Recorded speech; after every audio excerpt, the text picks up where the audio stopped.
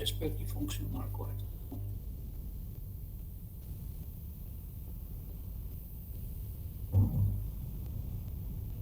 مسيو نعم. مسيو غدو لافاك مفتوحة، قال لك كاين كونكور تاع الدكتوراه ولا كلك شوز كوم سا. نعم ولا ما سمعتك. قلت لك اسكو دوما لافاك مفتوحة. لا لا jeudi il n'y a pas cours. داكا. Parce qu'il y a un concours ماشي تاع الدكتوراه, c'est un concours externe تاع les magistrats pour le vendredi et samedi. Donc ils vont préparer les salles etc, ce qui fait il n'y a pas cours. ما Sauf يخلوناش ندخلو غدا مسيو. bon demain je pense que je ne sais pas والله ما بعثوا برك بلي qu'il y a les cours يكونوا en ligne, mais je pense que les TP ils peuvent se dérouler. Les salles de TP ما يستعملوهمش. Maintenant si vous avez des cours les salles il n'y aura pas cours. داكا. باش عندنا كونت روندو تاع لي تيب لازم نرجعوه غدوة. Je pense que يخلوكم تدخلوا. C'est-à-dire l'entrée il y aura pas de problème. C'est les salles qui vont être occupées pour la préparation تاع les tables etc. كيما الباك. ولي نوفو بلوك ثاني مسيو. Toutes les salles, oui, même les nouveaux. Par rapport à la machine asynchrone, comme son nom l'indique, la machine synchrone, elle est synchronisée avec le réseau. C'est-à-dire que, comme on a la machine asynchrone, le rotor tourne toujours à une vitesse différente de celle du champ tournant. Par contre, la machine synchrone, elle va fonctionner toujours à la même vitesse que le champ tourne.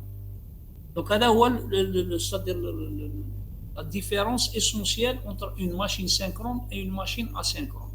Donc, en fonctionnement moteur, on a la machine asynchrone ne pourra jamais tourner à la même vitesse que le champ.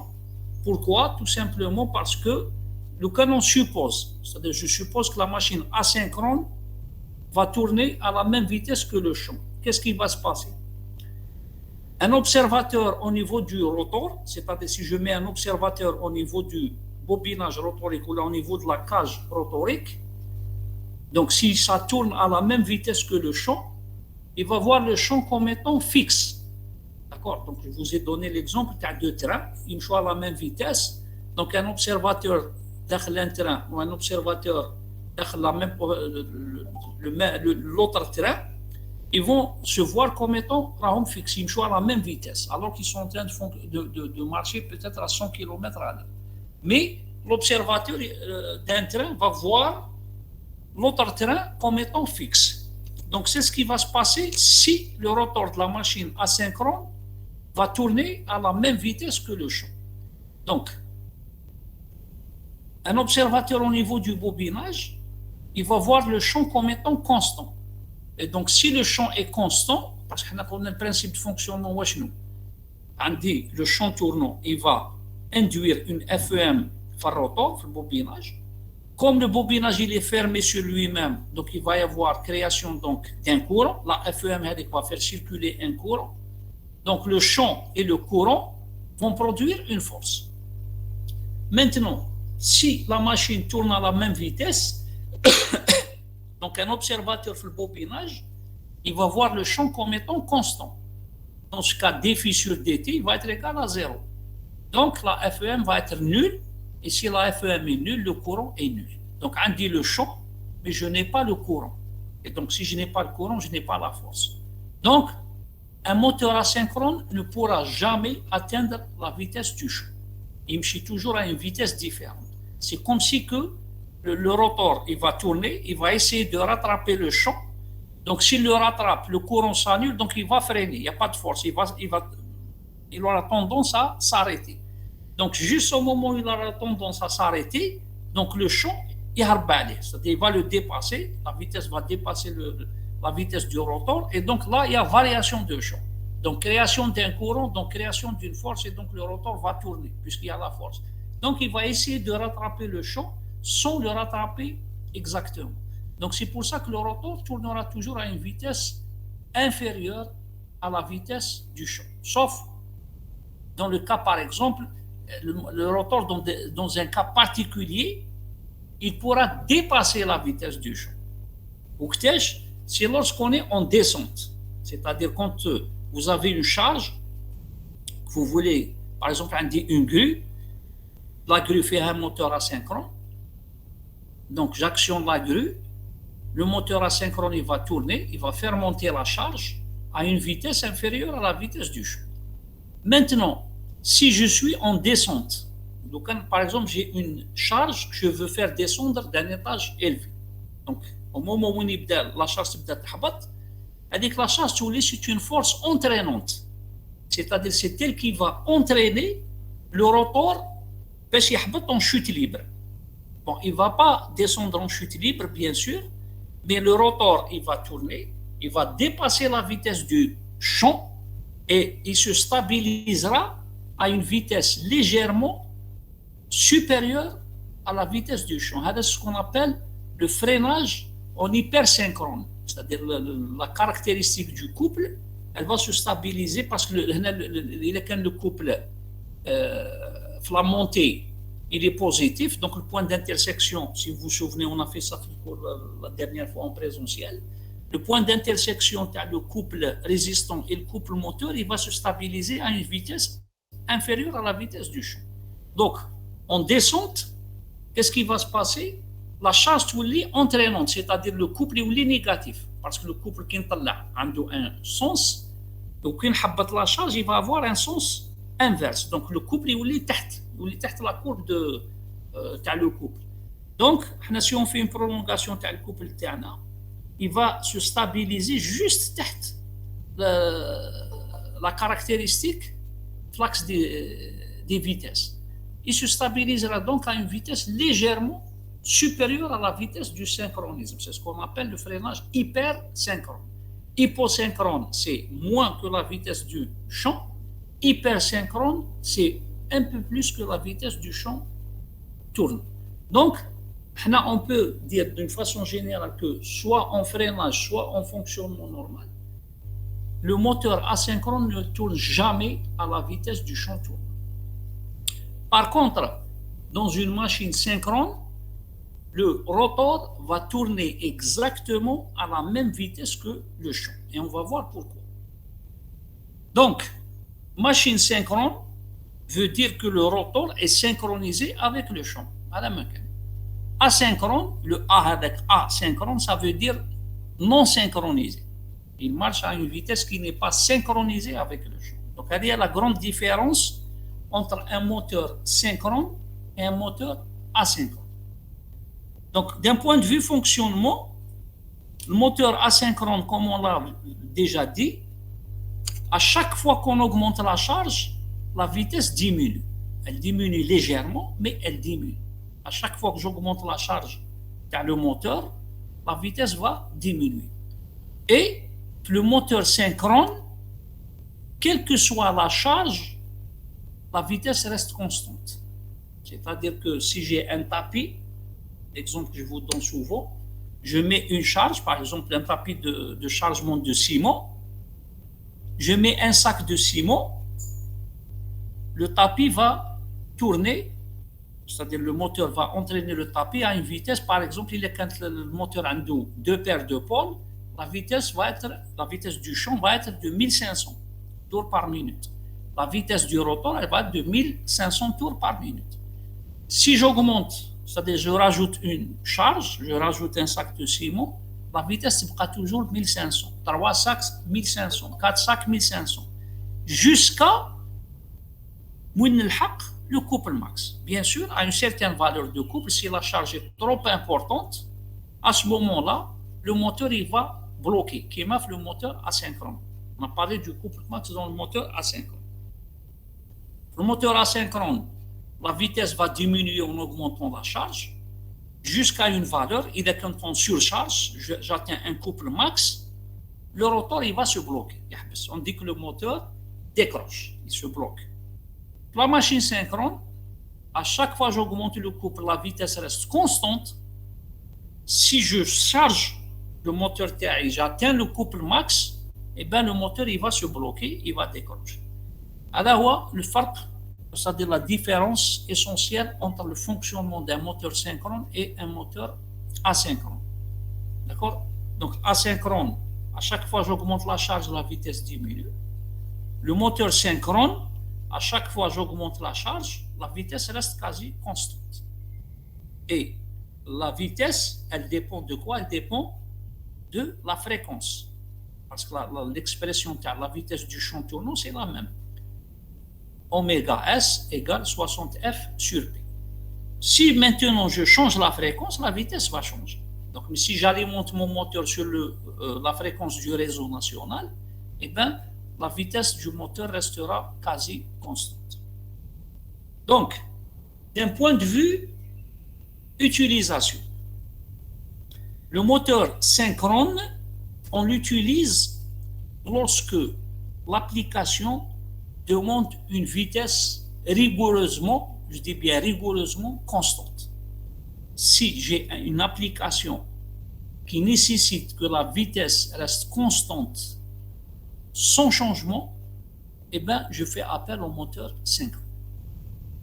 Maintenant, si j'ai une application qui nécessite toujours une vitesse constante, mais pas vraiment constante, elle est quasi constante, c'est-à-dire il peut y avoir une variation de quelques millisecondes ou de quelques dixièmes de seconde, mais l'application تاعي لازم تمشي pratiquement dit à vitesse constante.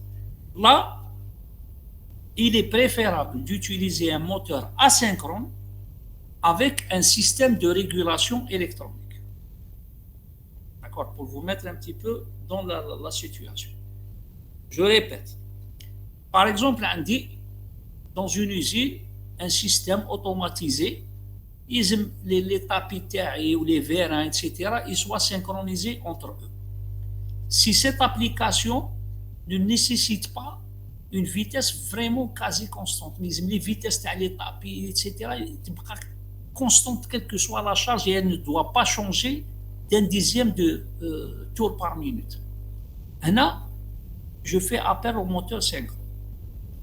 Maintenant, si l'application TI nécessite toujours une vitesse constante, mais qui ne soit pas vraiment très très rigoureuse, les systèmes ils sont à vitesse constante, mais ce n'est pas vraiment au dixième de tour par minute. Là, il est préférable d'utiliser des moteurs asynchrones avec un système de régulation. Pourquoi? Parce que le moteur asynchrone, je peux le faire fonctionner à vitesse constante. Seulement, les temps de réponse dans le système électronique, dans les régulateurs de vitesse, ont un petit retard. Un petit retard, bon, comme c'est des systèmes électroniques, eh ben, les réponses sont très très rapides. Et comme c'est pratiquement même pas une seconde. Mais, la seconde, le système doit réagir. D'accord? Si, par exemple, j'ai augmenté la charge dans le tapis de taille, qu'est-ce qui va se passer? La vitesse, elle va avoir tendance à diminuer. Donc, les capteurs, je dois mettre des capteurs bien sûr, ils vont capter que la vitesse a diminué. Donc, ils vont donner l'ordre au régulateur pour réagir et ramener la vitesse à la vitesse fixée. Le temps de réponse est là, qui m'apporte comme c'est des systèmes électroniques qui sont très très rapides. Donc, ils vont réagir et ajuster la vitesse à la vitesse de montée. Donc, c'est le temps de réponse dans la quasi-totalité des applications industrielles, il est toléré. D'accord? Dans la majorité des applications industrielles, avec le temps de réponse à quelques millisecondes, il est toléré. Donc, on utilise les moteurs asynchrones avec système de régulation pour les entraînements à vitesse fixe.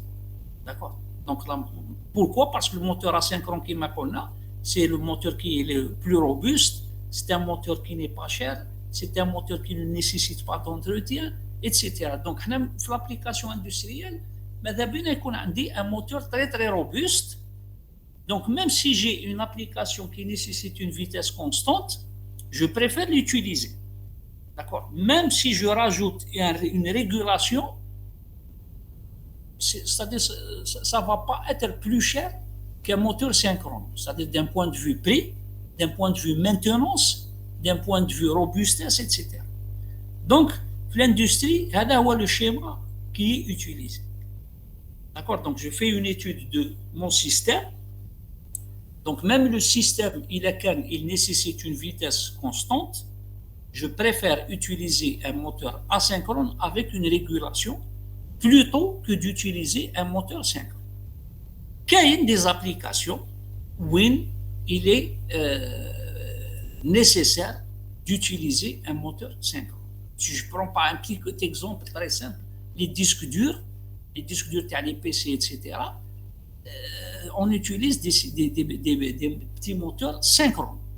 Alors, parce que la vitesse de rotation elle doit être quasi constante parce que les impulsions, parce que les systèmes informatiques, ils utilisent des codes binaires, etc. Donc, c'est des 0, des 1, des 0, des 1, etc. Donc, les pistes, ils jouent à vitesse pratiquement constante, etc.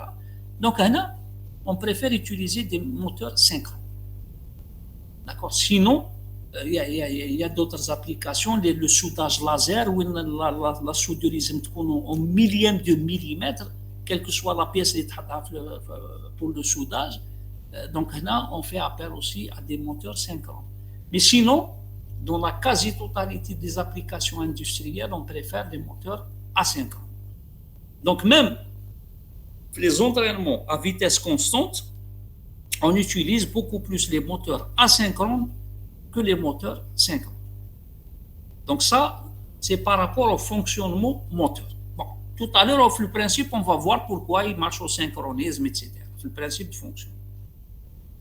Par contre, en fonctionnement générateur, les machines synchrones sont très, très utilisées. Pratiquement, dans la quasi-totalité des centrales électriques, ou bien pour la production de l'énergie électrique, on utilise des machines synchrones en générateur. C'est ce qu'on appelle les alternateurs. Donc, quand on dit alternateur, c'est une machine synchrone qui fonctionne en génératrice. D'accord? Donc, les alternateurs de toutes les centrales du monde entier, que ce soit qu'elles soient centrales nucléaires, centrales à gaz, les centrales à vapeur, les centrales hydrauliques, etc., ils utilisent des moteurs, plutôt des machines synchrones, donc ils utilisent des alternateurs. Que ce soit pour la grande production, les centrales, ou là, les petites productions, par exemple, les groupes électrogènes, on prend l'alternateur à la voiture, c'est une machine synchrone, etc. Donc, pratiquement, la production de l'énergie électrique, elle se fait avec des machines synchrones, c'est-à-dire des alternateurs. Donc, c'est pourquoi on va baser l'étude de la machine synchrone sur le fonctionnement alternateur. D'accord? Donc, la machine asynchrone, on s'est intéressé au fonctionnement moteur parce que plus de 90% des applications industrielles dans la machine asynchrone, c'est des moteurs. Par contre, pour la machine synchrone, la quasi-totalité des applications industrielles, c'est des alternateurs, c'est-à-dire c'est le fonctionnement générateur. Mais cela n'empêche que, il y a des applications où nous utilisons le moteur synchrone. D'accord? Surtout pour les petites puissances, les moteurs synchrones à aimant, surtout à aimant, sont très utilisés. D'accord? Pour les machines de faible puissance, d'accord? Les micromoteurs, les servomoteurs, etc. On utilise beaucoup les machines synchrones à aimant. D'accord? C'est des petits moteurs avec des couples importants, etc. Pourquoi? À la le couple. La machine synchrone à volume égal développe un couple plus élevé que la machine asynchrone. Donc, on a deux petits avantages par rapport à la machine asynchrone. Donc, le moteur synchrone, il a deux petits avantages par rapport au moteur asynchrone. D'accord? On a un couple plus élevé, on a une vitesse constante, quelle que soit la charge. Mais il a c'est-à-dire on peut dire entre parenthèses des défauts par rapport au moteur asynchrone. C'est la robustesse, donc c'est des moteurs qui sont moins robustes. C'est des moteurs qui nécessitent une aide au démarrage. C'est des moteurs qui nécessitent un entretien, surtout les moteurs à excitation où l'inducteur il est excité. Donc, je vous le principe. Donc, on a un contact glissant, donc un entretien, etc. Donc,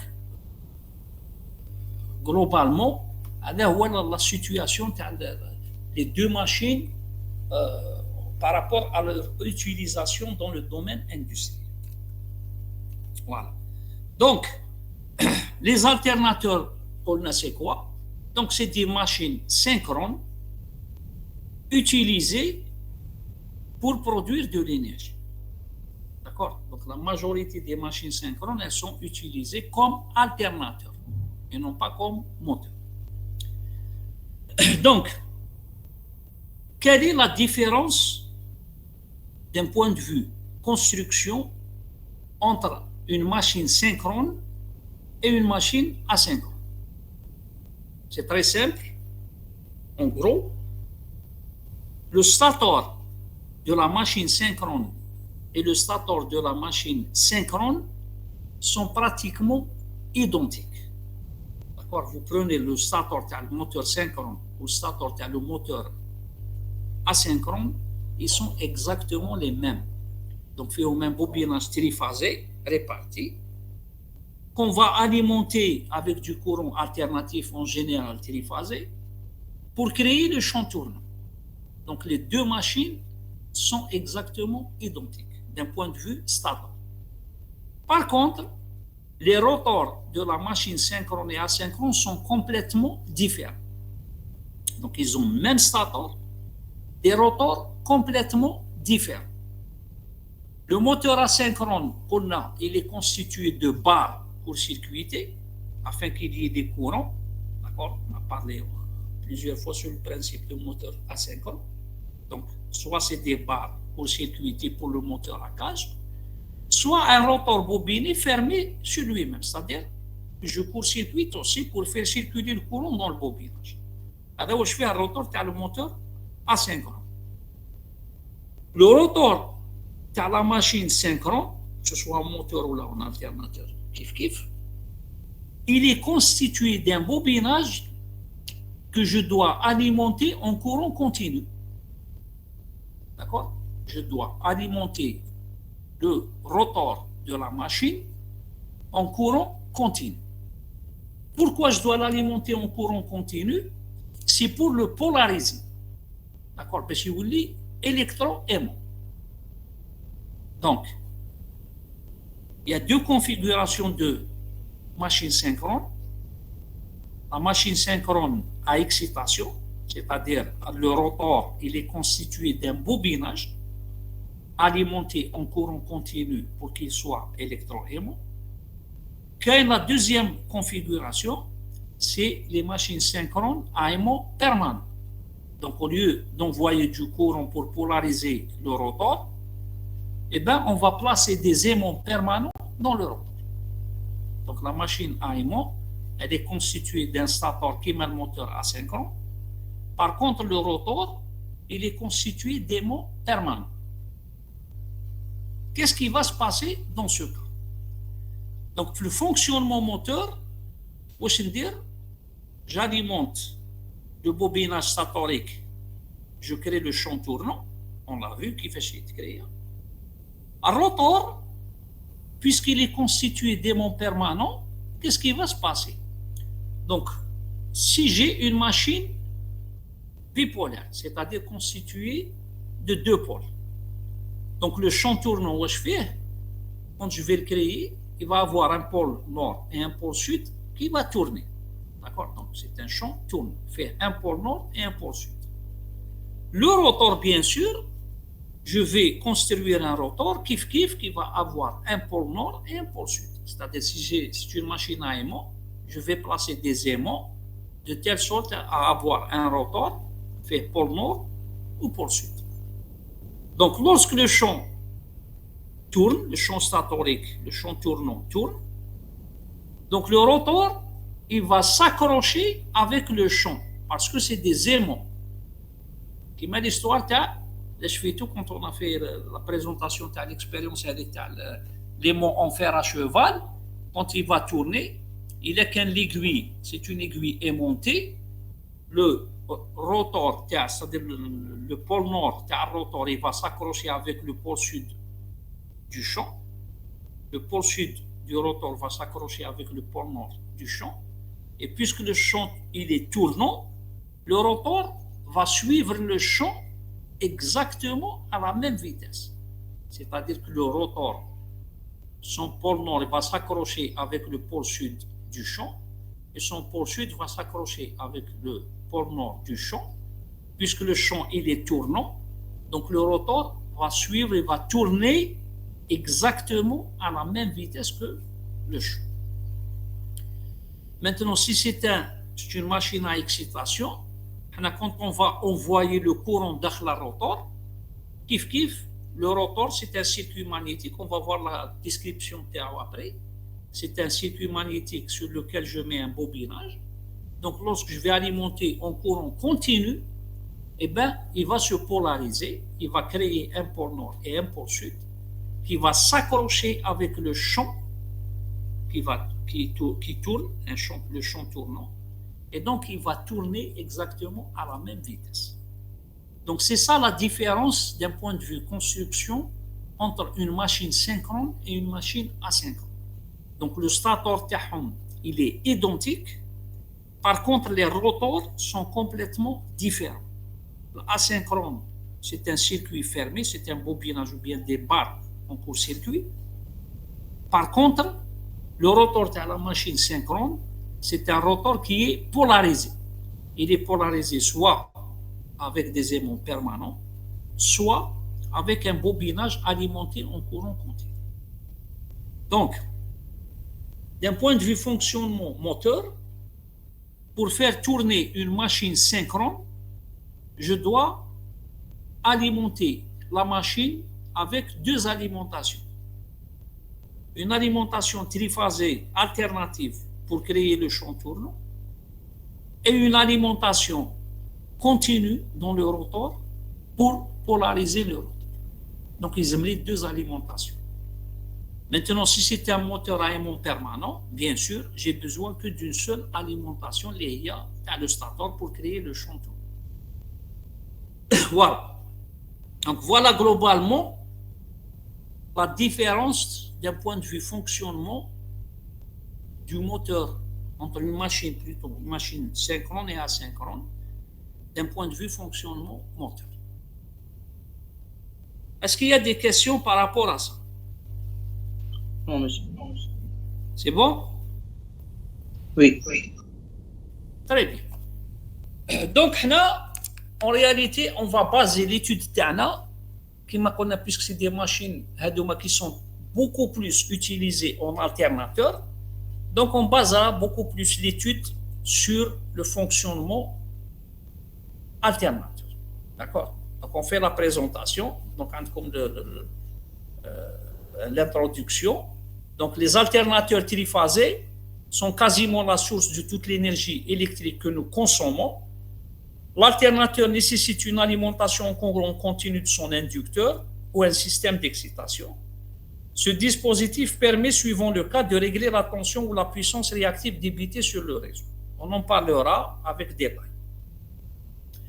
Le terme de machine synchrone regroupe toutes les machines dont la vitesse de rotation de l'arbre de sortie est égale à la vitesse de rotation du champ tournant. Donc, pour obtenir un tel fonctionnement, le champ magnétique rotorique est généré soit par des aimants, comme on vient de le dire, soit par un circuit d'excitation. La position du champ magnétique rotorique est alors fixe par rapport au rotor, ce qui impose un fonctionnement normal, une vitesse de rotation identique entre le rotor et le champ tournant. Donc le rotor, puisqu'il est polarisé, il va se synchroniser avec le champ et va tourner à la même vitesse que le champ. Donc cette famille de machines regroupe en fait plusieurs sous-familles qui vont de l'alternateur de plusieurs centaines de mégawatts en moteur de quelques watts.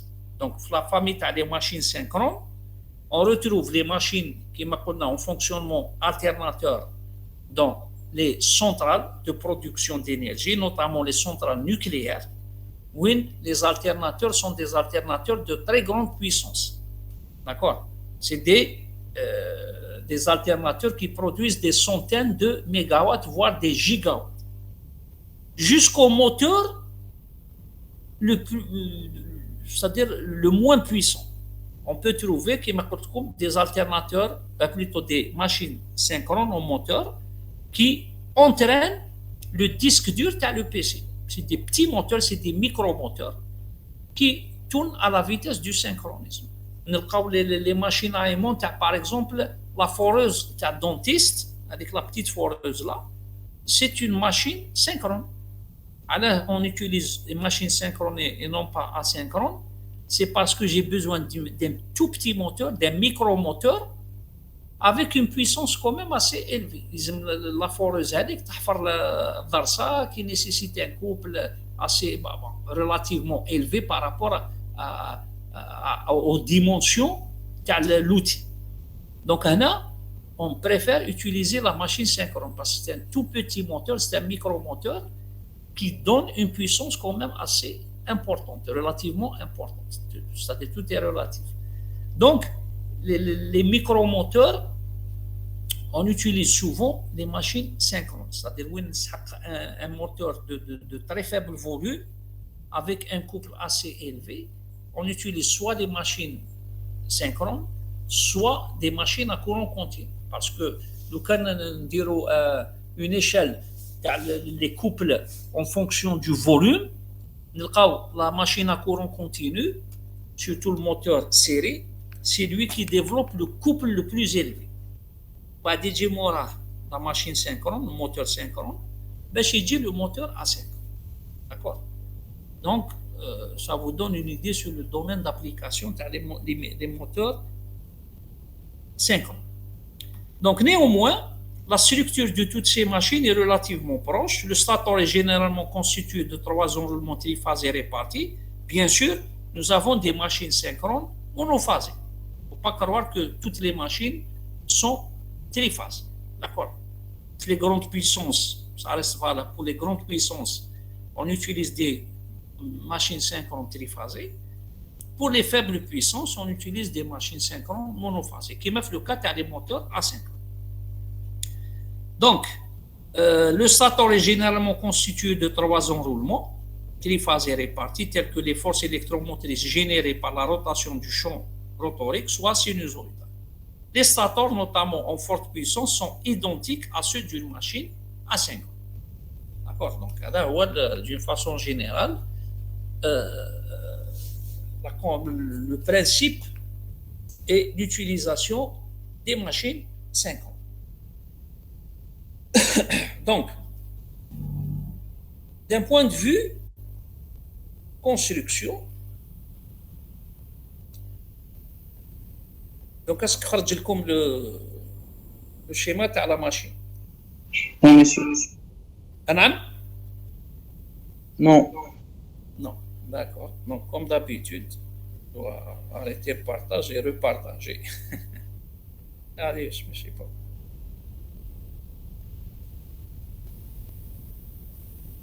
Voilà. C'est bon? Oui, monsieur. Voilà. Donc, la machine synchrone ou bien l'alternateur, c'est le même principe, que ce soit c'est une machine qui est parfaitement réversible. La machine synchrone, en alternateur ou en moteur, n'importe quelle machine. Donc, on peut la faire fonctionner en moteur, comme on peut la faire fonctionner en générateur. D'accord, moteur synchrone ou bien alternateur. Donc, l'alternateur, qu'on a le stator TAO, ou bien la machine synchrone, son stator, il est exactement identique à celui d'un moteur asynchrone. Par contre, le rotor, si on voit bien là, le rotor, il est constitué d'un circuit magnétique sur lequel on doit mettre un bobinage. Donc, si on prend l'exemple présenté ici, cette machine possède 4 pôles. D'accord? Donc, le premier pôle, un pôle, un deuxième pôle, un troisième pôle et un quatrième pôle. Donc, on a un pôle nord, un pôle sud, un pôle nord et un pôle sud. Et automatiquement, le stator, la répartition du bobinage du stator HADA, elle doit me produire un champ avec 4 pôles. Donc, c'est une machine qui possède 2 paires de pôles. C'est-à-dire c'est une machine dont le stator est constitué d'un bobinage qui produit 4 pôles. Donc, c'est un champ qui a 4 pôles. Un pôle nord, un pôle sud, un pôle nord et un pôle sud. De telle sorte à ce que chaque pôle dans le rotor va s'accrocher avec le pôle dans le champ, c'est-à-dire le sud dans le rotor هذا يروح le nord dans le champ, le nord هذا يروح le sud dans le champ, le sud هذا يروح le nord dans le champ, ou le nord هذا يروح le sud dans le champ, c'est-à-dire des pôles opposés pour qu'ils s'attirent, pour qu'il y ait des forces d'attraction. Et au moment où le champ tourne, puisqu'on a juste alimenté le stator, le champ il va tourner. Le champ tourne. Donc le rotor, il va s'accrocher avec le champ et va tourner exactement à la même vitesse que le champ. Donc, هذا الفرق اللي كاين بين une machine synchrone et asynchrone. C'est le rotor. Le rotor تاعو, il est complètement différent. D'accord? Donc c'est un rotor avec un bobinage qui va produire des pôles lorsqu'il est alimenté en courant continu. Donc ça, c'est la première configuration. La deuxième configuration, c'est de placer carrément des aimants permanents. Donc, on dirait un aimant permanent à un pôle nord, ensuite un pôle sud, un pôle nord, un pôle sud.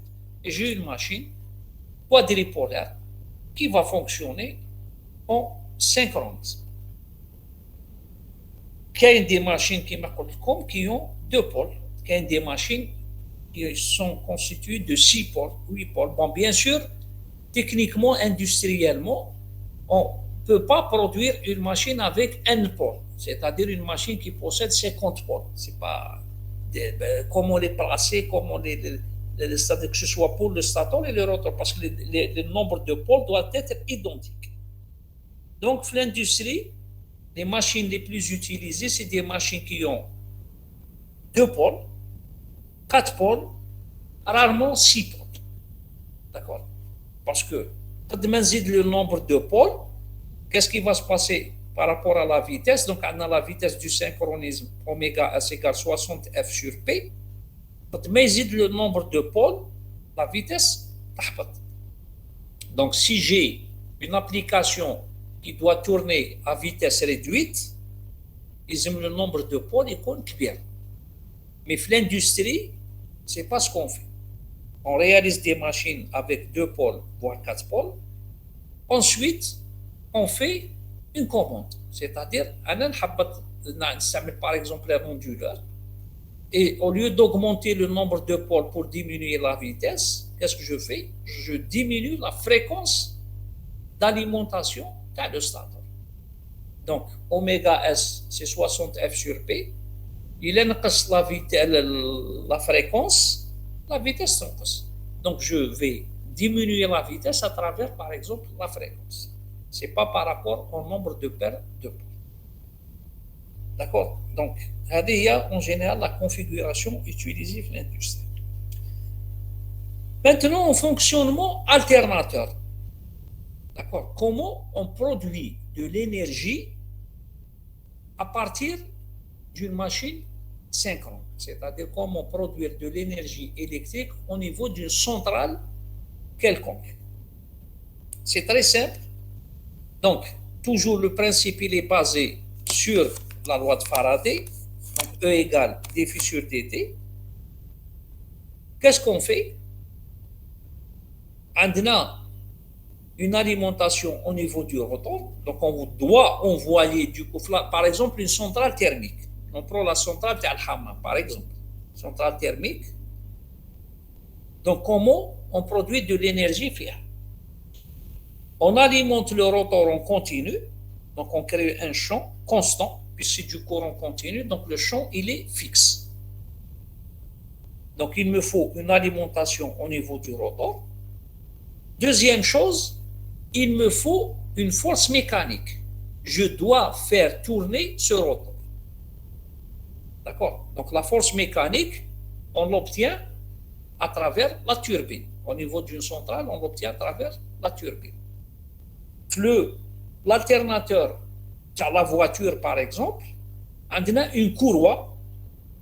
D'accord? Bon, les gens qui connaissent un petit peu le fonctionnement de l'alternateur des voitures, avec le moteur qui dort, on a une courroie à la poulie qui va entraîner l'alternateur en rotation. Donc il me faut une force mécanique. Donc dans l'automobile, l'alternateur est parce que le moteur tourne et la courroie va entraîner l'alternateur.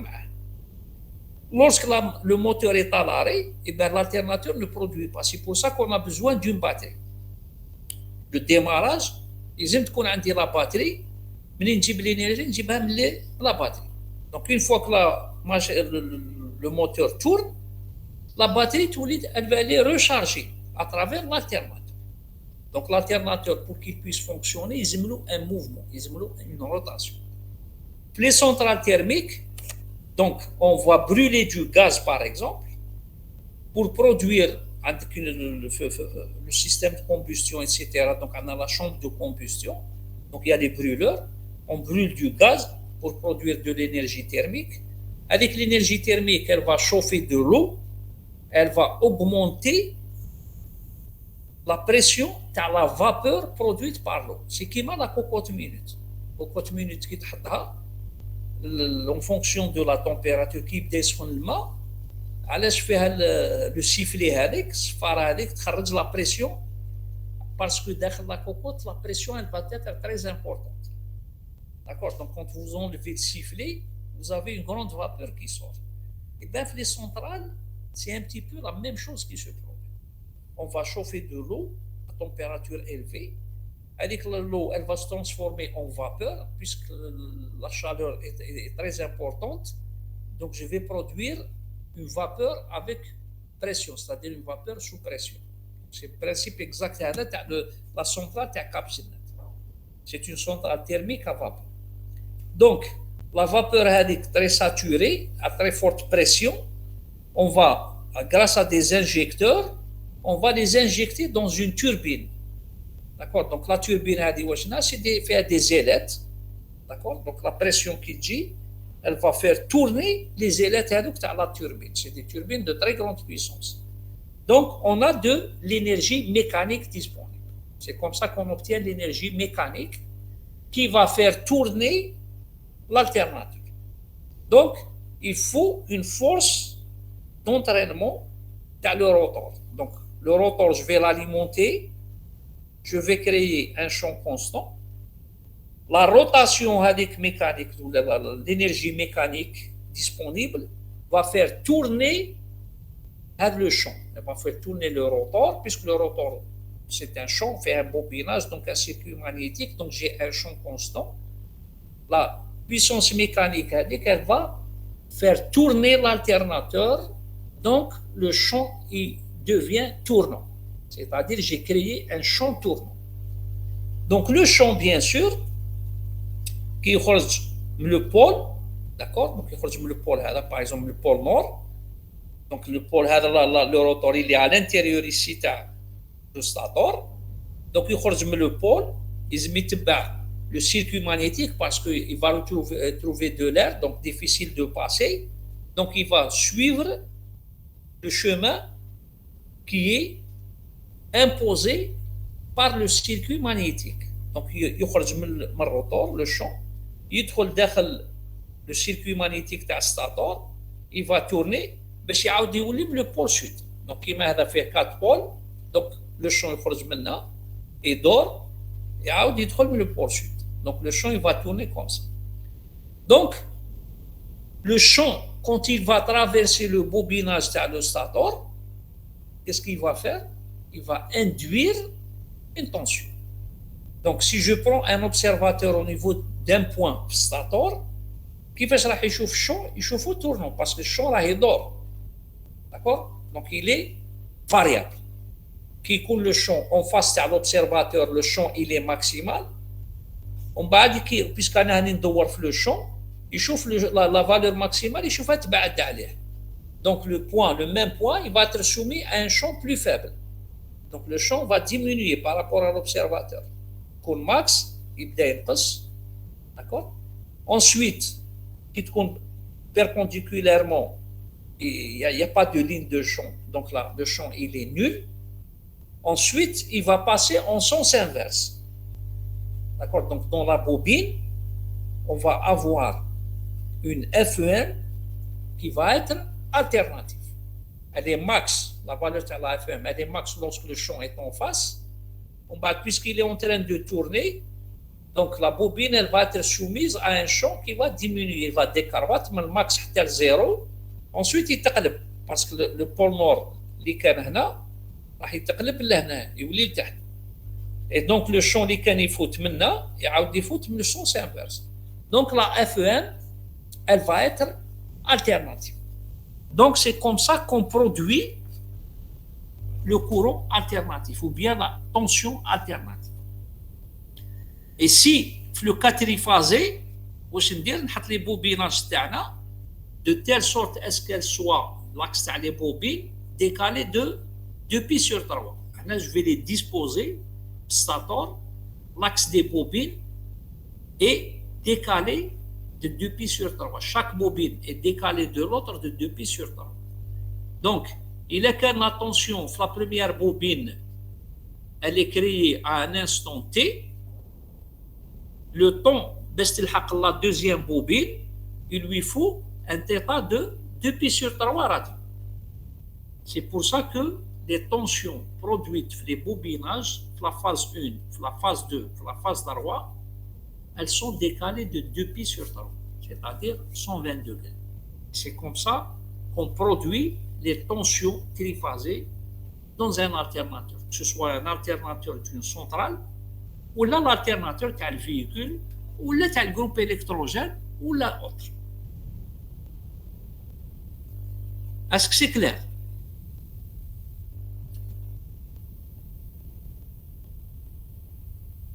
Oui, monsieur. C'est bon. Oui. Voilà. ماشي تما نعم ماشي تما قريب لو برانسيب تاع الاخر هيدروليك شغل لازم ان شغل اون فورس تحرك لنا لا توربين ومن بعد لا توربين هذيك تخرج لنا ان اون انرجي هكا. Très bien, c'est la même chose. Avec la différence entre les différentes centrales, c'est qu'est-ce qui fait tourner le rotor. وي كاين غاز وكاين هيدروليك سي صح. Exact. وكاين بزاف فايت. Pardon? كاين بزاف حاجات برك شغل ماشي كاع يدوروا بالماء وماشي كاع يدوروا بالغاز سي صح. C'est-à-dire c'est la partie mécanique qui est différente. Si on prend par exemple une centrale nucléaire. Une centrale nucléaire c'est quoi? Dans la centrale thermique, on prend du gaz, on brûle le gaz, on produit de la chaleur pour transformer l'eau en vapeur. Centrale nucléaire, au lieu de brûler du gaz, on fait une réaction nucléaire. Avec la réaction nucléaire, la fission de l'atome, elle produit une très grande énergie. Donc, la centrale nucléaire, donc on produit, on fait une fission. C'est comme si elles sont dangereuses les centrales nucléaires parce que c'est une bombe contrôlée. Au lieu qu'on va produire une fission qui dégage une très grande énergie, c'est la bombe. On crée la fission pour créer une énergie contrôlée. Je vais produire une énergie thermique.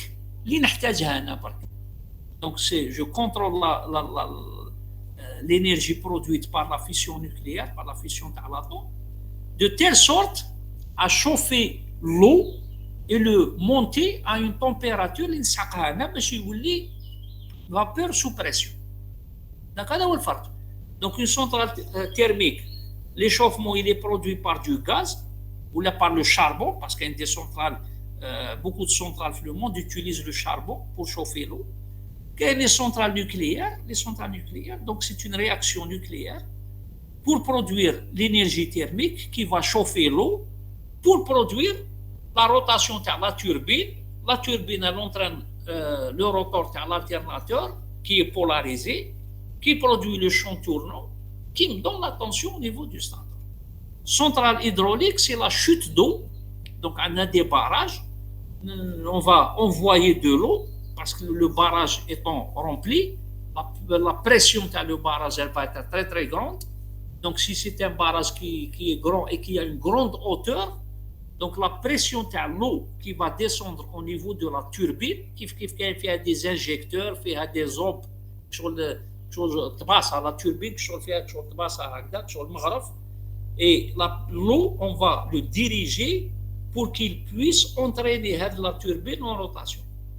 Et là, donc j'ai la rotation, j'ai le champ, d'accord, par rotor, et où a des champs tournants, donc je produis une tension. L'alternateur automobile, c'est la même chose. On dit un rotor polarisé, la courroie, elle va entraîner le rotor de l'alternateur, elle produit le champ tournant. Le bobinage de stator va être le siège d'une FEM. Cette FEM, c'est elle qui produit l'électricité au niveau de la voiture. Voilà. Donc, grosso modo, c'est exactement le même principe pour toutes les centrales. Pour l'énergie éolienne, kiff. Donc, les ailettes, l'éolienne ou bien les pales, ce qu'on appelle les pales, elles sont entraînées grâce à la vitesse du vent, grâce à la puissance du vent. Donc, l'électrique dort بالعقل. Donc, pour produire l'énergie, il faut une grande vitesse. Donc, qu'est-ce qu'on fait? On met un multiplicateur. Et la vitesse, c'est un multiplicateur mécanique. Et il va augmenter la vitesse. C'est des engrenages. Et la vitesse à une vitesse suffisante pour produire l'énergie électrique. D'accord? Donc, les éoliennes, c'est un cas particulier. On peut utiliser des alternateurs.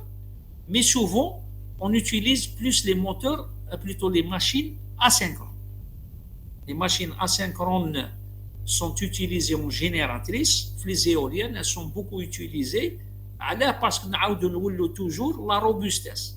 Parce que les éoliennes, comme l'alternateur ou bien plutôt le générateur, il se trouve dans la nacelle. La nacelle, elle est fouque avec les ailettes.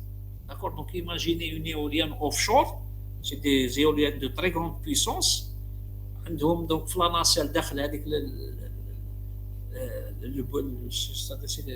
c'est un grand conteneur. J'ai mis le fouque avec les pales. Ben, le générateur, il est à l'intérieur. Donc, تخيل عندك une éolienne offshore في وسط البحر فيها une machine qui tombe souvent en panne. Donc, la maintenance, elle va coûter excessivement cher. Donc, au lieu de mettre des alternateurs, on préfère utiliser des machines asynchrones. D'accord? Les machines asynchrones étant très robustes, donc les pannes sont très rares. Donc, on préfère utiliser des générateurs asynchrones. Avec une commande, des techniques de commande, elles sont un petit peu plus compliquées, mais d'un point de vue robustesse, c'est des machines très, très robustes. Donc, les éoliennes, il y a des éoliennes qui utilisent des machines synchrones, d'accord? Ou il y a des éoliennes qui utilisent des machines asynchrones. Par contre, les centrales classiques, ce qu'on appelle les centrales classiques, c'est les centrales thermiques à gaz, à fioul, etc. Les groupes électrogènes, donc ils utilisent pour la production des machines synchrones. D'accord? Voilà. Est-ce qu'il y a des questions? D'accord, monsieur. Non, monsieur.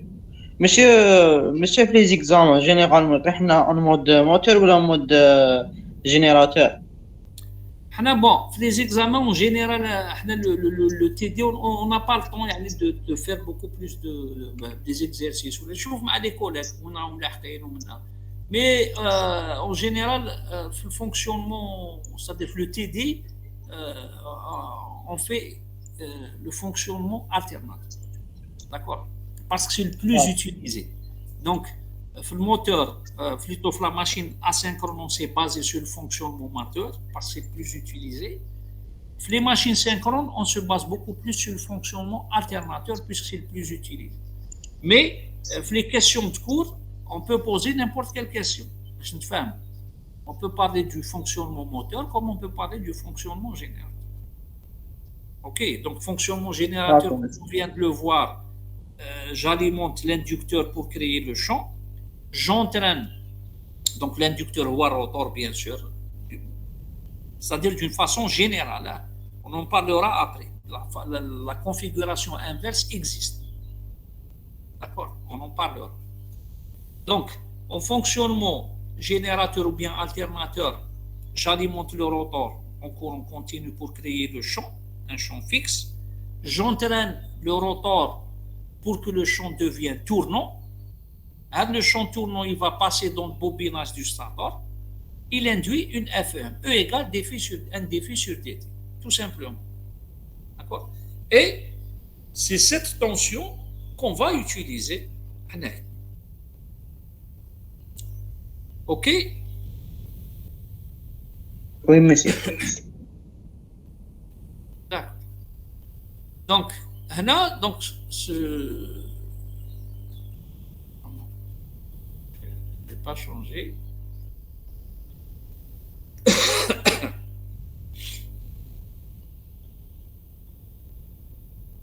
Donc là, vous avez une image d'un alternateur d'une centrale. D'accord? Donc c'est des alternateurs qui ont un très grand volume. D'accord? C'est des grosses machines parce qu'une centrale électrique, elle est conçue pour produire des centaines de mégawatts, voire des milliers de mégawatts. D'accord? Donc si on prend la centrale Al-Hamma par exemple, il y a deux générateurs. Chaque générateur, la puissance max c'est 140 mégawatts. D'accord?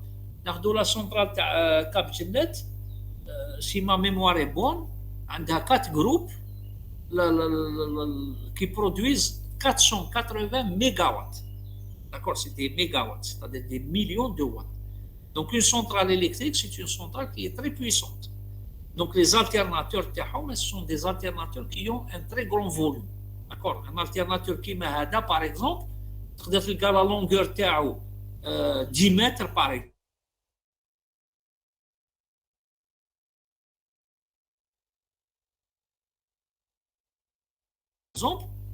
avec un diamètre de 2 mètres. D'accord? Puissance. OK?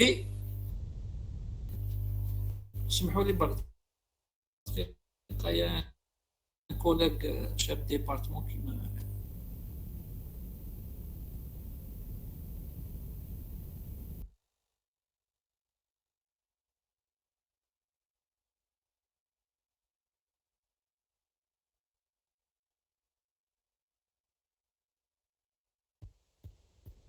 Pardon. Est-ce que vous avez toujours le partage? Est-ce que le son est bon? Parce que j'ai reçu un appel. Oui, monsieur, quand même partage. Très bien. Donc, il m'a dit donc c'est des machines qui sont très volumineuses. D'accord? Donc, les centrales, donc les puissances sont très importantes. C'est des centaines, voire des milliers. Les centrales nucléaires, une centrale, elle peut produire 5 gigawatts, 10 gigawatts. D'accord? Donc, c'est des centrales qui produisent beaucoup d'énergie. Donc, les alternateurs sont très, très volumineux. Donc, par contre, donc ça dépendra de la puissance.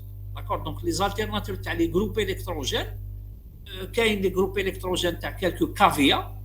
D'accord? Donc, 1 kVA, 2 kVA, 10 kVA, 20 kVA. Ou quand il y a des groupes électrogènes, c'est des alternateurs, ou plutôt c'est des groupes qui produisent jusqu'à 200 kVA, 300 kVA. D'accord? Donc, c'est quand même c'est des puissances assez importantes. Ou pour les groupes électrogènes, bien sûr, la rotation, elle est produite par quoi? Elle est produite par un moteur à combustion. Donc, ça peut être un moteur à essence pour les petites puissances ou là, des moteurs diesel pour les grandes puissances. Donc, toutes les entreprises, surtout les grandes entreprises, ont des groupes électrogènes. Parce que s'il y a coupure d'électricité, il faut qu'il y ait une continuité de la production. D'accord? Donc là, on démarre les groupes électrogènes. Donc, les administrations, les hôpitaux, etc., on a toujours des groupes électrogènes. Là, au niveau, par exemple, de la faculté, on a un groupe électrogène. Bon, il n'est pas très puissant, donc il regarde l'électricité, le groupe il démarre et il alimente un certain nombre d'équipements, d'accord, ce qu'on appelle les équipements prioritaires. D'accord. Donc, par exemple, dans un hôpital, s'il y a une coupure d'électricité, ils aiment le bloc opératoire, mais il faudrait qu'il y ait une continuité. Donc, le groupe, il va assurer la continuité de service dans le groupe, dans le bloc opératoire. Bon, ça, c'est une nécessité, par exemple, absolue. Donc, les groupes électrogènes, on les retrouve dans beaucoup d'applications de l'industrie. Pratiquement dans toutes les entreprises, les usines, on a des groupes électrogènes. Si on prend par exemple les avions, l'énergie électrique aussi, elle est produite par des alternateurs. On a des alternateurs, chaque avion est constitué d'un certain nombre d'alternateurs. Et c'est ces alternateurs-là qui produisent de l'énergie électrique. D'accord. Donc, ils sont entraînés par les réacteurs Tampéara, l'avion, et il vole grâce au réacteur. D'accord. Donc, c'est un système mécanique et d'eau et pour attirer l'air, etc. les ailes تحت les ailes تاع les avions باش l'avion تشد روحها في السماء, etc. Donc, هذا le système mécanique qui يدور معاه des alternateurs. En général, on a au minimum 2 alternateurs dans un avion, au minimum. Donc, un alternateur, il est suffisant en général, parce qu'on a fait des études sur les aéronefs, les PFE. Normalement, un alternateur, en général, il suffit pour alimenter l'appareil. En général, il est suffisant. On met des زوج. Donc, un يمشوا en même temps. Donc, نص تاع la puissance تجيب un alternateur, l'autre moitié un alternateur, donc يمشوا en même temps. كاين اللي يمشي un seul alternateur par alternance, il produit l'énergie, هاي تمشي الطياره نورمال. ومن بعد يحبس واحد يمشي deuxième, donc باش يستعفاو. Donc, ça dépend du type d'avion, etc. Mais il y a en réalité كاين زوج وواحد يكفي. Donc, il attache un alternateur en panne. Le deuxième alternateur suffit pour alimenter tout l'appareil. Maintenant, si les 2 alternateurs tombent en panne, il y a des convertisseurs électroniques qui vont produire l'énergie parce qu'il y a un système de batterie, on stocke l'énergie. Si les 2 alternateurs tombent en panne, donc il y a les onduleurs qui vont produire l'énergie. Bien sûr, la batterie a une autonomie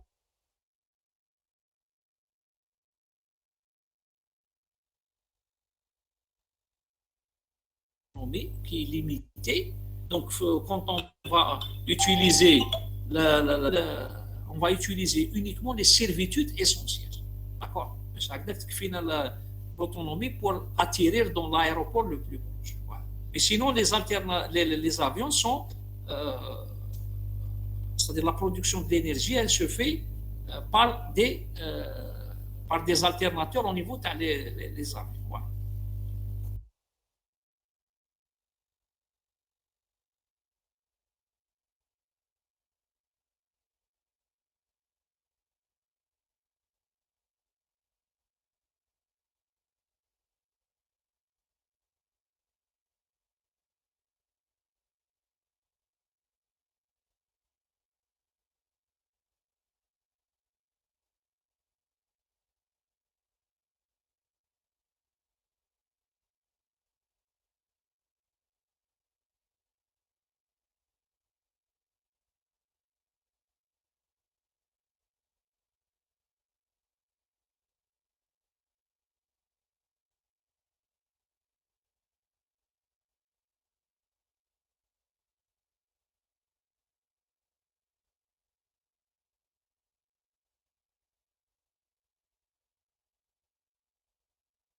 Monsieur, ma cache le son.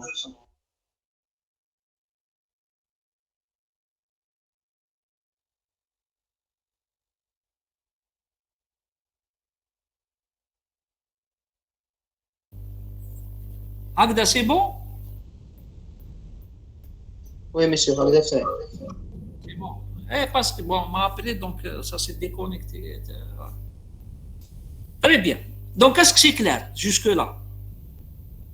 Pour avancer. Oui, C'est bon? oui, monsieur, comme la fonction. Très bien.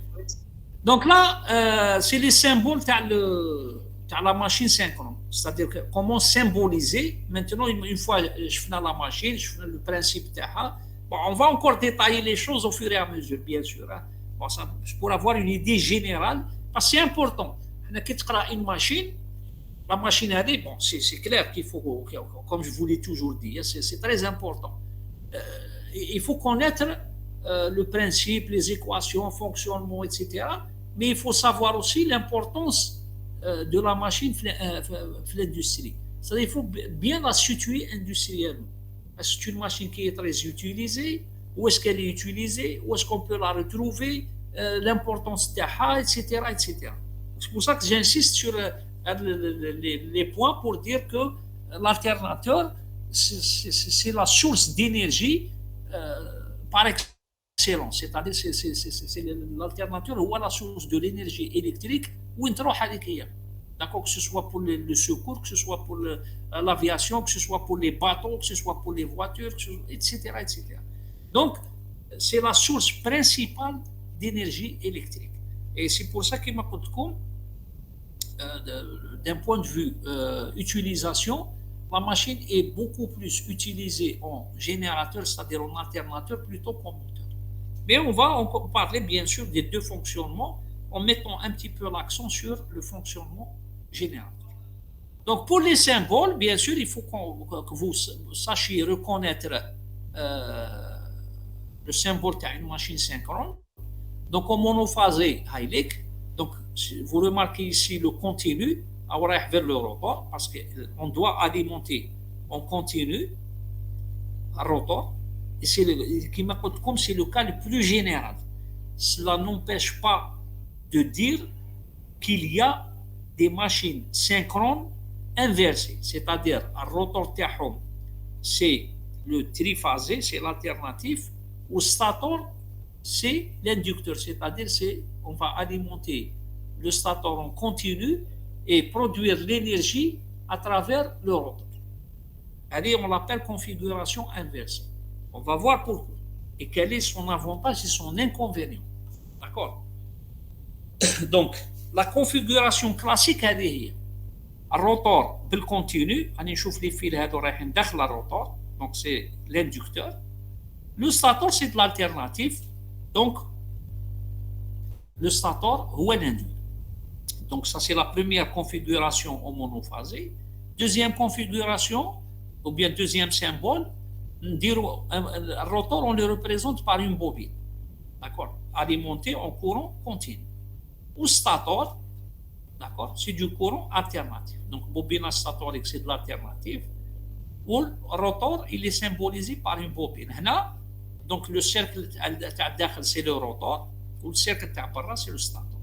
Donc, même chose en triphasé, sauf que ici, on va avoir 3 phases. D'accord? C'est tout. Et par contre, on a toujours les deux configurations, un rotor Agda, ou là, un rotor symbolisé par une bobine alimentée en continu. Donc, on a les symboles de la machine synchrone, que ce soit en monophasé ou bien en triphasé. OK? On va passer à un autre slide.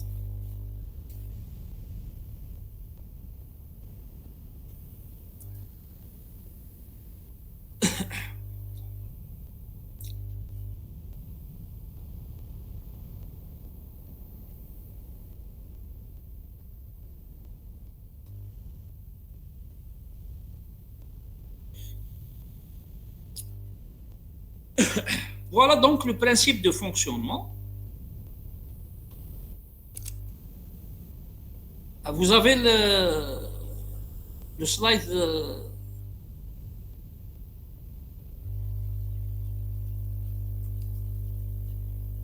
كاين شيخ. Ah ouais, c'est bon. OK. كاين اسمها لا روتاسيون سي بون هاي تبان لكم. Est-ce que Oui, l'animation fonctionne correctement? oui. C'est bon? Allô? Oui, monsieur White, تمشي. Bon, il faut monsieur باش نشوف واش راكم تسمعوني ولا باس avec les connexions qu'on a, c'est pas évident. Très bien. Donc, هاوليك un petit peu le principe qu'on vient d'expliquer. Donc, pardon. حنا le rotor تاعنا قلنا il est aimanté. D'accord? Donc, si je prends le rotor, on fait un pôle nord, un pôle sud. Deux couleurs différentes. C'est pour dire que c'est un rotor polarisé. Donc, à droite, vous avez là un rotor. Quand je vais l'alimenter avec du courant continu, il est polarisé. Donc, on dit un pôle nord, un pôle sud. OK? Donc, si je fixe le rotor ماشي qui يكون va... فيه كات ايمون. نعم؟ مسيو مقبيلات كي شفنا في هذاك الشيما كان فيها 4 فيه 2 لي نور و 2 لي سود. Oui, oui, mais comme ça dépendra du nombre de pôles de la machine. Il y a des machines qui ont 2 pôles, il y a des qui ont 4 pôles, 6 pôles, 8 pôles, etc. Bon, c'est le même principe. ما يتبدل والو كي يكون 2 ولا هكا. C'est la vitesse qui va changer. Quand on a le nombre de pôles, la vitesse تحبط. OK? Oui, monsieur. Mais le principe, c'est exactement le même. On a pour simplifier l'explication, on a pris un pôle nord et un pôle sud. باش نتبعوا مليح le champ تاعنا كيفاش يدور. Donc, si je suppose que j'ai un rotor avec un pôle nord et un pôle sud, c'est-à-dire je mets un bobinage de telle sorte à ce que lorsque je vais alimenter le rotor avec du courant continu, je crée un pôle nord et un pôle sud. D'accord? Donc, à cet instant, c'est-à-dire qu'il m'a le schéma, si je ne fais pas tourner la machine, donc le champ il est constant. Donc le champ il خرج من le pôle nord, d'accord, puisque c'est un circuit magnétique, ce qui sont en bleu là, c'est des circuits magnétiques. Donc le champ il خرج من le pôle nord, bien sûr il va traverser l'entrefer, il est toujours très très faible, 1 mm, 1,5 mm, ça dépend de la puissance de la machine. 0,5 mm si c'est des machines de très faible puissance, mais si c'est des machines de forte puissance, يكونوا كبار ما تقدرش دير 0,1 mm par exemple, hein, parce que كي يبدا يدور déjà les petites vibrations, le rotor il va toucher le stator. Donc il y a des entrefers minimum à respecter d'un point de vue technologique. Donc, mais toujours est-il que les entrefers sont toujours très très faibles. Donc, qu'est-ce qui va se passer? Le pôle est nord, donc le champ le pôle nord, il va traverser l'entrefer pour aller vers le circuit magnétique de le stade. Bien sûr, le champ il va suivre le chemin le moins reluctant.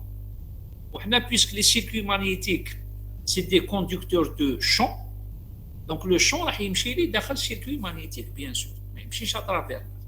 Donc, on le canalise grâce au circuit magnétique. Donc, le champ, il sort, il passe dans l'entrefer. Mais il y le sud. Donc, le chemin le plus facile, il te bat donc le circuit magnétique, et il dit le sud.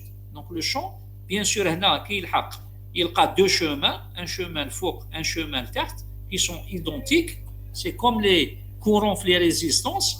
Donc, quand il y a un nœud, il y a 2 chemins identiques, le courant يتقسم على 2. Donc, là, le champ, il y a 2 chemins de même réluctance, il va se diviser en 2. Donc, la moitié تجي من هنا ولا moitié تجي من تحت ويقعد يدور الشون يقعد يدور هكا. Maintenant, هنا au niveau du stator, d'accord, au niveau du stator, on a disposé un bobinage. D'accord, donc le bobinage هذا, si le rotor est figé, يكون حابس, est-ce qu'il va y avoir une FEM induite dans le bobinage statorique? D'après vous? ويكون اليمونتي مسيو كورون الروتور يكون اليمونتي. وي نو مسيو ما كانش. علاه؟ بيسك ما كانش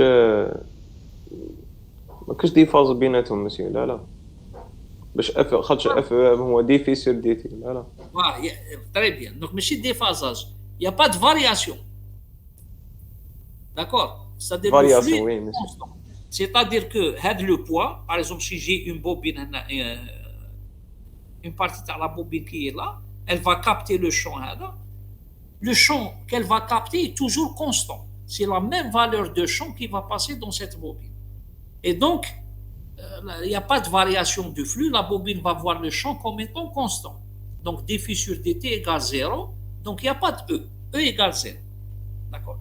Maintenant, si je fais tourner le rotor, je le fais tourner, qui m'a indiqué dans l'animation, on va le faire tourner, d'accord, avec un dispositif mécanique qui m'a connu, par exemple, une turbine au niveau d'une centrale.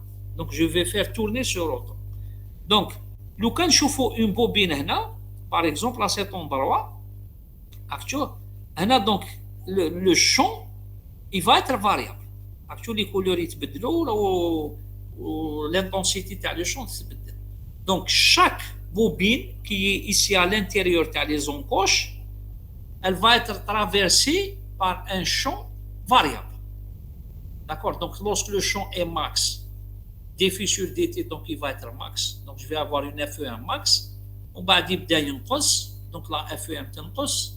On va c'est 0. Ensuite, c'est l'inverse. Actuellement, la couleur تتبدل على dire parce que le champ il يفوت maintenant. C'est-à-dire quand le champ il est là. Donc, la bobine elle est soumise à un champ qui est comme ça.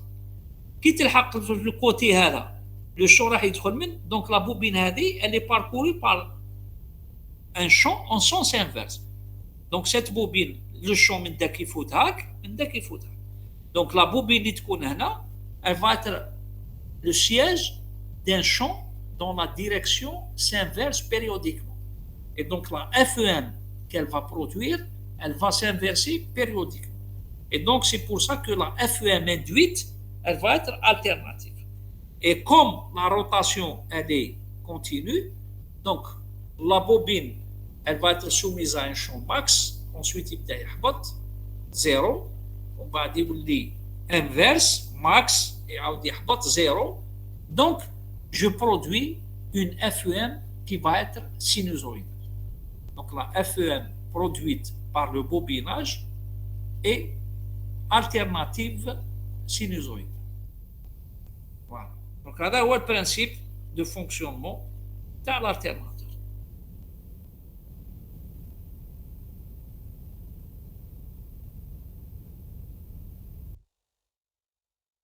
Est-ce que c'est clair? Allô?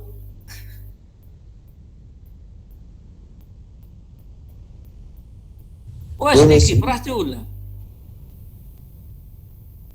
Non, monsieur. Oui, monsieur, أنا معك.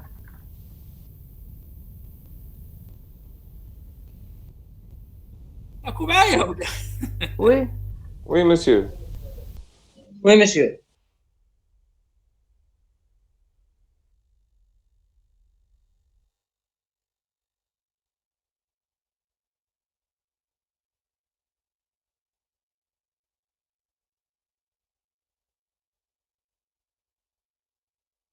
عندك كونيكسيون خوتي. قال لك عيطوا له في التليفون. رحت له الانترنت. تكوبل بزاف. بالكم بارطاجي ولا ايه بالتليفون.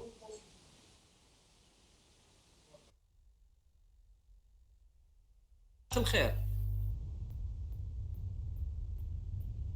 الو. الو وي مسيو. C'est bon. Oui, monsieur, أنا معك. Très bien. Donc voilà, en général, donc, bon, pour le principe, on ne va pas trop s'attarder là-dessus. Donc on a vu la conception, plus ou moins la construction de la machine, mais elle, on va encore détailler les choses. L'intérêt de la machine, le principe de fonctionnement, d'accord? La différence entre une machine synchrone et une machine asynchrone, d'accord? Donc, essayez de bien tout ce qu'on vient de voir. Et préparez s'il y a des questions, des trucs là. Donc la prochaine fois, Inch'Allah, on va encore continuer la présentation. D'accord? Ok, monsieur. Voilà. Donc je vais vous envoyer, j'ai oublié de vous envoyer les cours à la machine asynchrone. Donc le délégué, normalement, il faut carnet. Je vais vous envoyer le PDF et la présentation. En même temps, bon, là, je préfère le cours, parce que sinon, si je vous envoie les PDF, je risque d'être tout seul ou là avec 2, 3, 4 personnes les prochaines cours. بعث لكم تاع الاسynchron synchrone كي نكمل نبعثوا لكم ما نبعثوش فكروني le délégué il me rappelle si jamais j'oublie. D'accord? Oui, monsieur. D'accord. Voilà. Très bien. Donc, je vous remercie. Donc, on a les portes ouvertes à Missina au Fiel Fok. D'ailleurs, le cours de tout